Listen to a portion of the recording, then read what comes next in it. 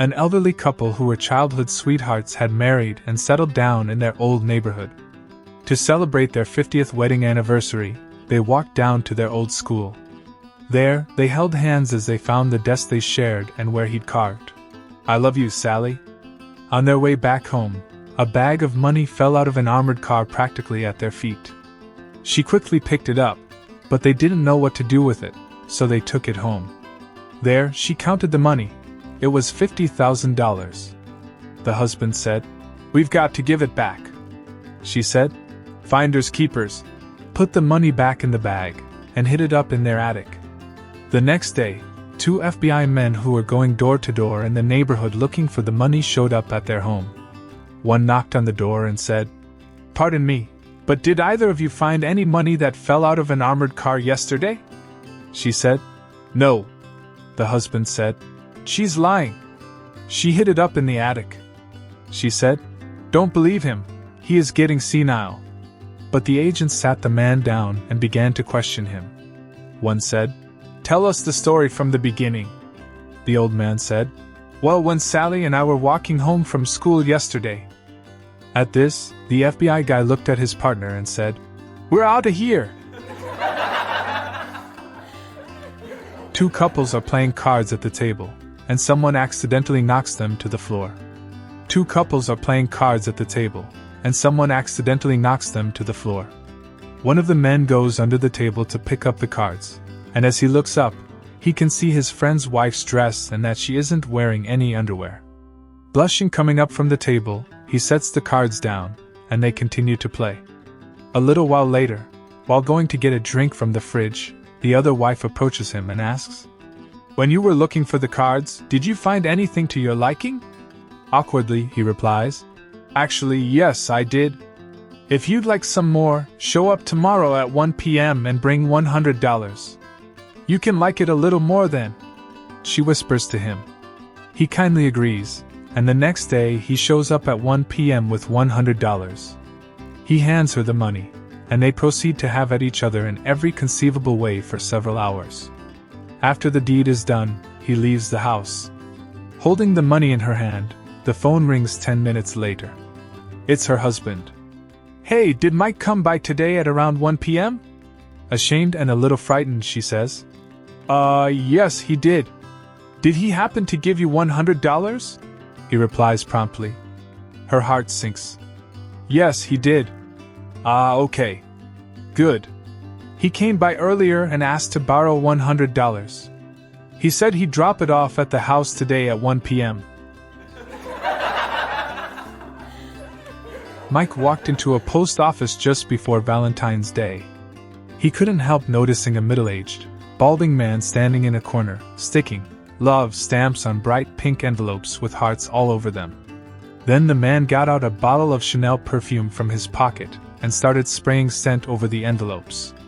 By now, Mike's curiosity had gotten the better of him, and so I asked the man why he was sending all those cards. The man replied, "I'm sending out 500 Valentine cards signed, guess who?" "But why?" asked Mike. "I'm a divorce lawyer," the man replied.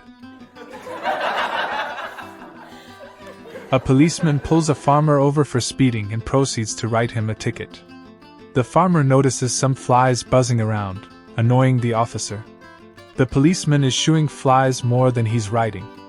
The farmer says, "I see you're being bothered by those circle flies." The policeman says, "If that's what you call them, yes, they are somewhat annoying."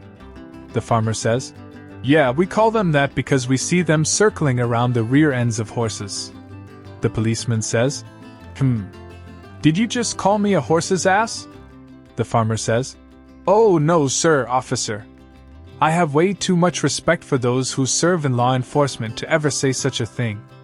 The policeman says, "Well, that's a good thing then." The farmer adds, "But it's hard to fool those circle flies." 3 lawyers and 3 engineers were traveling by train to the same meeting.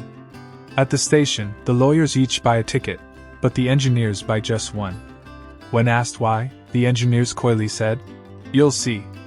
They all boarded the train, with the lawyers taking seats, but the 3 engineers were all crowded into the bathroom. After the train has left, the conductor comes around and takes the lawyer's tickets, knocks on the bathroom door, and says, "Ticket, please." An arm stretches out from the bathroom, and the conductor takes the proffered ticket. The lawyers were very impressed. On the return trip, the lawyers proposed to emulate the gearheads and bought only one ticket. To their amazement, the engineers bought no tickets at all. When asked, the engineers said, "You'll see." All board the train, and the lawyers and engineers cram into separate bathrooms to await the conductor. After a few minutes, one of the gearheads emerges from the bathroom, goes over to the lawyer's bathroom, knocks on the door, and says, "Ticket, please." The policeman recently stopped a woman for exceeding the posted speed limit. He asked the driver her name. She said, "I'm Mrs. Ladislav Abdulkashim Zibsakrasnovskaya from the Republic of Uzbekistan, visiting my daughter in Tallahassee." The cop put away his summons book and pen and said, "Well, okay, but don't let me catch you speeding again." The policeman recently stopped a woman for exceeding the posted speed limit. He asked the driver her name. She said, "I'm Mrs. Ladislav Abdulkashim Zibsakrasnovskaya from the Republic of Uzbekistan, visiting my daughter in Tallahassee." The cop put away his summons book and pen and said, "Well, okay, but don't let me catch you speeding again." A NSFW cop pulls over a blonde for speeding. When he gets up to the window, he asks for her license and registration. "What's a license?" she asks. So the cop explains what a license is. The blonde quickly says, "Oh, I have one of those," and hands it over to the cop. "I also need to register," reminds the cop. "What's a registration?" she asks. So the cop explains what a registration is to her. "I have one of those," she says as she grabs it and hands it over. So the cop takes the license and registration back to his car to write up the ticket. As he's writing up the ticket, he tells his partner how dumb this blonde is. His partner thinks for a minute and says, "When you take the ticket to her, give her everything, then drop your pants to see what her reaction is." So the cop finishes writing up the ticket and heads back to the blonde.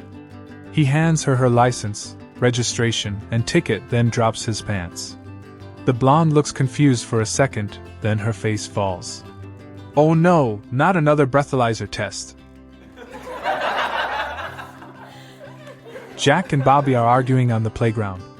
"My dad's better than your dad," says Jack. "Oh yeah," replies Bobby. "Well, my mom's better than your mom." "You're probably right," says Jack. "My dad says the same thing,"